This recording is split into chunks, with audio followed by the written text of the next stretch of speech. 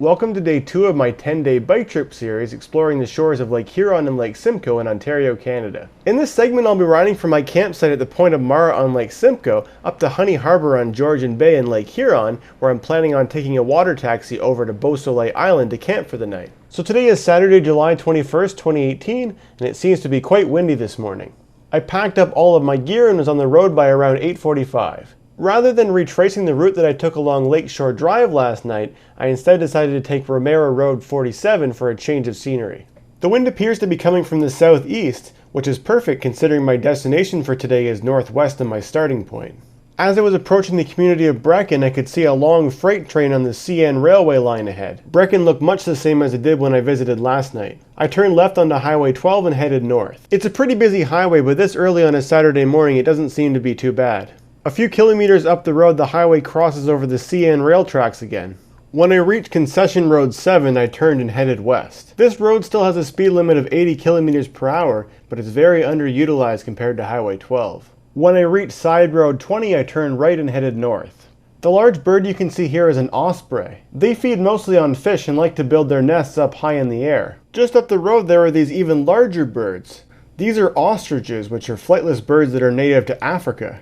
These ones appear to be being raised agriculturally. When I reached Mutley Point Road, I turned right and continued north. Up ahead on the right, I can see another osprey nest on the platform on that tall pole. I believe the reason that those platforms are built here is to discourage osprey from otherwise building their nests on top of power line poles. The mother osprey stays at the nest and cares for the young, while the father hunts for fish to feed the family. A short distance up the road on the left here you can see an example where an osprey nest was built amongst the power lines. This area is a really interesting mix of farmland and marshland. When I reached Concession Road 10 I turned left and briefly rode along some gravel. Shortly after I turned right onto Plum Point Road and headed north. After crossing Highway 12 I turned left onto Concession Road 11 riding in the west direction. I'm pretty sure the large blackbird you can see here is a vulture. All of these roads are so peaceful compared to Highway 12, which is actually part of the Trans-Canada Highway. When I'm planning out my routes for each day ahead of time, I spend a lot of time evaluating the different options available so I can maximize my time spent on these types of roads. When I reach the community of Atherley, I join back onto Highway 12, where there's a bike lane which will take me over a bridge. This bridge spans the narrows which separates Lake Simcoe from the smaller lake north of it, which is called Lake Couchiching. These narrows also form a part of the Trent-Severn waterway, which connects together Lake Ontario and Lake Huron through a series of 44 locks. I'll be crossing over this waterway for the third time on this trip later this afternoon. After crossing over the narrows, I've now entered into the city of Orillia. Orillia has a great series of multi-use trails that I was happy to take advantage of while passing through. The water you can see on the left is the very last look that I'll have of Lake Simcoe on this trip. This park on the right is called Tudhope Park, and it's the home of the annual Mariposa Folk Festival. Back in 2012 I posted a video chronicling the bike ride I did from Whitby to Orillia to attend this festival. Out from the beach they had this really impressive looking floating aquatic playground. Underneath the overhang for the restroom building they even had an outdoor piano, which I couldn't resist stopping and playing. I also took this opportunity to top off all of my water bottles with City of Orillia tap water, including refilling the 4-liter jug that I bought last night. I'm not entirely sure what the drinking water setup at my campground tonight is like, but I'd rather err on the side of caution. The city of Orillia has a really nice waterfront along Lake Couchiching. The time is now around 11 a.m. and I turned left onto Mississauga Street to ride up through Orillia's historic downtown. It's still too early for me to have lunch here, but I do need to stop for some groceries. This building here is the Orillia Opera House, which was built in 1895. From downtown Orillia I followed Coldwater Street heading west. I briefly stopped at the bank and then went to the Zayres supermarket to buy some groceries. There won't be any restaurants over on Beausoleil Island, so I need to bring my own dinner for tonight. After crossing over Highway 11, Coldwater Street turns into Highway 12, but I'll only be on it for a short stretch. When I reached Fairgrounds Road, I turned and headed northwest. As the name suggests, these are the Orillia Fairgrounds, where they also host a farmer's market on Saturdays. Had I known this ahead of time, I may have chosen to buy some of my groceries for dinner here instead. I'm no longer within the city limits of Orillia, because back on Highway 12 I entered into the Township of Severn. I turned onto Division Road, and then turned again at Wayneman Line. Next I turned left onto Marchmont Road. All of the zigzagging I'm doing here from road to road is saving me from doing an additional 5 kilometers on Highway 12. This water stream from the North River was once used to power the Marchmont grist mill. I turned right when I reached Town Line and headed northwest. I'll be on this same road for quite a long distance. It's quite nice for riding on, being that it's relatively quiet and has many smooth rolling hills. The area I'm approaching now is called Mead.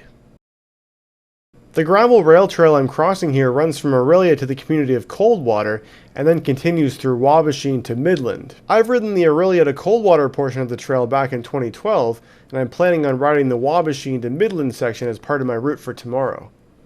I'm certainly enjoying this beautiful country road. These railway tracks are part of the Canadian Pacific Railway and aren't part of the same network as the tracks I crossed earlier today. I really love the appearance of fields which are dotted with straw bales. Eventually, Town Line merges with Upper Big Chute Road, which makes this section a bit more busy. This here is the North River, which is actually the same river that I crossed back in Marchmont, but I'm now much further downstream and it's much wider. When I reached Quarry Road, I turned off and continued northwest. On the left is the Recurrent Energy Wabasheen 4 solar generation facility. It's a 25 hectare or 62 acre site completely filled with photovoltaic solar panels with a nameplate capacity of 8 megawatts. I know they have solar farms like this all over the world, but this is my first time actually seeing one in person, and it's quite impressive. Over on the other side of the road there's the Lafarge Coldwater Quarry, but it's hidden behind the trees. Probably not much to see anyway, just a big hole in the ground. I continued on and the name of the road changes to St. Amant Road. Here I'm now entering the community of Trent-Severn. This community is home of Lock 45, which is the final link in the Trent-Severn waterway. This boat here is just pulling into the lock from the Georgian Bay side, where the lock will boost it up a few meters so it can pass into the higher waters of Little Lake. With 2 boats inside, the lock staff are now starting to close the gates. Built in 1913, this lock is completely unmotorized and uses 2 staff members to operate each of the 2 gates. After the gates are fully closed, the drain valves are also closed, ensuring that no water can escape from the lock chamber. Over on the other gates, the fill valves are opened, allowing water to slowly fill the lock chamber. Once the water level is equalized, the lock staff can now open up these gates and the boats can pass into Little Lake. This here is the Trent-Severn Swingbridge, which can pivot out of the path of the canal for taller boats that need extra clearance. The time is now around 2 p.m, so I decided to stop for lunch at the grill at Bush's Marina, which is directly adjacent to the lock. There was a long lineup of people waiting to sit on the outdoor patio, but I was more than happy to sit inside and get out of the heat. I ordered a chicken quesadilla with onion rings as my side, and it was really tasty. After that, I got back on my bike, crossed the Swingbridge, and continued along Trent-Severn Road heading west. This road crosses underneath Highway 400 and then changes names and becomes Honey Harbour Road. I've now also entered the Township of Georgian Bay, which is part of the district municipality of Muskoka. Here I'm approaching the community of Honey Harbour. My plan is to camp tonight at Georgian Bay Islands National Park on Beausoleil Island. This campground has 100% water access only, so to get there from here I need to travel by boat. Parks Canada operates boat service back and forth to the island from Honey Harbour, but it's only available to people who are traveling there just for the day. In order to camp there, you need to arrange your own transportation, so I arranged a private water taxi. The time is now 3:30 and the booking I made in advance isn't until 4:30, but thankfully they were able to accommodate me a bit early. So I took my panniers off and we loaded my bike onto the boat. I'll acknowledge that the water taxi certainly was not inexpensive, but it truly was the only option available to me. The journey over the island is only about 5 kilometers, which is a distance that's totally doable by canoe or kayak, but there doesn't seem to be rentals available anywhere in Honey Harbour. But it's also nice being able to bring my bike along with me like this, because Beausoleil is quite a large island with plenty of bike trails to explore. Also on a day like today when it's quite windy, I'm sure it wouldn't be much fun paddling in a big water body like Georgian Bay. Starting from Honey Harbour, the boat begins by passing through the narrow channel between Roberts Island to the south and Little Beausoleil Island to the north. It has to travel very slowly because there's a lot of boat traffic through here. After clearing the narrow channel, the water taxi can now accelerate to full speed. We're now rounding the corner and starting to head south. The land you can see here is Beausoleil Island, but the part of the island where I'll be camping is called the Cedar Spring Campground, which is down near the southern end of the island. This is the part of the journey that wouldn't be much fun to do in a canoe or kayak. This water body is part of what's known as Georgian Bay, which is a very large bay that's part of Lake Huron. Lake Huron has a total surface area of almost 60,000 square kilometers, making it the second largest of North America's 5 Great Lakes. To put that into perspective, Lake Huron is approximately 82.5 times larger than Lake Simcoe, where I camped last night. After a 15-minute $68 journey, the water taxi is now arriving at the dock for the Cedar Spring Campground. I loaded my panniers back onto my bike and rode the very short distance to the visitor center where I purchased a camping permit for tonight. All the campsites at Cedar Spring are relatively close together. This blue structure is a place for campers to store their food at night so that it won't attract raccoons or bears to their campsites. Amongst the campsites there are also some of these things, which are called authentics, that are essentially a cross between a tent and a cabin. This is the campsite that I selected for tonight. So the time is now 5 p.m. and I decided I wanted to make the most of the rest of today to explore the island, since I'll be catching my return water taxi at 10 a.m. tomorrow morning. I dropped off most of my gear at the campsite and got back on my bike and went to explore the trails. I found my way to the Huron Trail, which I rode in the north direction. These trails are not paved, but they also aren't gravel. In some places they're pretty smooth, but other places they're very rough or the soil is soft and sandy and hard to keep your traction in. Certainly a recumbent bike with smooth treads isn't the most optimal type of bike for this terrain. Eventually there was a clearing with a large patch of sand. I only made it about halfway in. I'm really curious what this wooden box with wire mesh is for. The tag says Parks Canada Research Project, please do not touch. I was planning on riding my bike along the Huron Trail all the way to Lighthouse Point, but the last segment of terrain was just simply too rough for my bike. So I decided to walk the remainder of the trail, and I had a nice view looking out to the west. This here is the Brebeuf Island Lighthouse.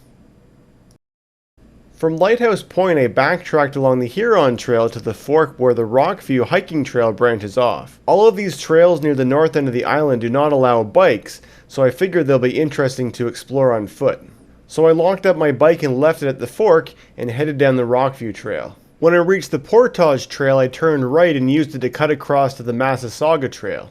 The Huron Trail seemed to be quite popular, and I passed lots of people hiking when I was riding my bike along it, but on these smaller trails I didn't see any other hikers. Eventually I reached the east side of the island where I joined the Massasauga Trail. It's still quite windy out there on the water. At the end of the Massasauga Trail I walked along the Huron Trail and picked up my bike. The green path shown here is the loop that I hiked. I rode fairly quickly to get back to Cedar Spring because there's a guided walk at 7 p.m. that I want to join. This is the Cemetery of the Oak. Although no people currently live on Beausoleil Island, this is a burial ground for the indigenous people who lived here during the 1800s and early 1900s. Georgian Bay Island National Park was established in 1939. Here I'm entering into the Cedar Spring Campground from the south end. I arrived back at my campsite with just enough time to drop off my bike and walk to the visitor center in time for 7 p.m. So the theme of the walk is Indigenous medicine. Here you can see Sean, our guide, explaining something called the medicine wheel. After that he did something called a smudge, which is a ceremonial event. Using a flint and striker he ignited a piece of charcloth, which he then used to burn sweetgrass that was inside a large clamshell. We all stood in a circle and he went around and held the shell in front of each person and instructed us to pull the smoke with our hands towards our body. It's believed by the indigenous people that this ceremonial smoke heals the mind, heart, and body. Afterwards, Sean took us on a short walk where he identified many different plants and explained the healing benefits that they have. He also explained that the indigenous people believe that if you take something from Mother Nature, that you need to also give something back or the medicine won't work. He said the easiest way to give back is to pull out one of your hairs and give that. One thing that really surprised me was how many plants he was able to identify, which are not native to North America and were introduced since the Europeans first traveled here. After the walk was finished, I headed back to my campsite and set up my tent. The time is now almost 8:30, and I decided to take my first swim in Lake Huron since I visited Pinery Provincial Park back in May. It's a little bit tricky getting into the water since there isn't really a beach and the rocks are kind of slippery. But once inside, the water was very nice and refreshing. After that I was ready to have a late dinner. Unfortunately there's currently a fire ban which includes this area, and I wasn't able to build a fire to cook my dinner. But thankfully the national park has a communal barbecue that campers can use. On the barbecue, I roasted some corn on the cob that I had left to soak in the lake before my hike, as well as some sausages. Afterwards, I went and had a shower and got ready for bed. So including my exploration of Beausoleil Island, I rode a total of 101 kilometers today. Stay tuned for my next video where tomorrow I'm hoping to explore over to the other side of Beausoleil Island before traveling back to the mainland and then following the shoreline of Lake Huron around to a provincial park called Orillia. I hope you enjoyed this video. Please leave a comment below and let me know what you thought, and thanks for watching.